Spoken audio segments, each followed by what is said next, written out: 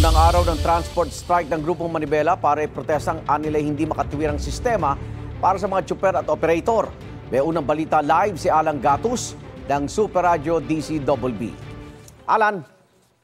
Igan, nagsimula na magtipon-tipon ng ilang miyembro ng Manibela dito sa Pilcoa Commonwealth Avenue sa Quezon City. Ito ay bahagi ng 3 araw na transport strike ng Grupong Manibela. Isa ang Pilcoa sa 19 na strike centers na nakakalat sa Metro Manila at mga karatig probinsya. Kabilang sa mga usapin na iginigiit ng Manibela ay hindi raw makatwirang demerit point systems, non-renewal ng mga prangkisa at payola culture umano sa DOTR at LTFRB. Naapektuhan nila ang kabuhayan ng mga tsuper habang ang iba'y natatakot sa panggigipit umano sa kanilang hanay.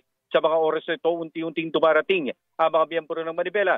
Samantala, dahil unang araw ng pasok, maagang bumangon at nagtungo sa mga kalsada ang mga pasahero. Ang ilan sa kanila, kanya-kanyang pwesto para makasakay. Bukod dito sa Quezon City, may pagtitipon din ang Manibela sa nagtahan sa Maynila. Igan? Maraming salamat, Alan Gatos ng Super Radio DCWB.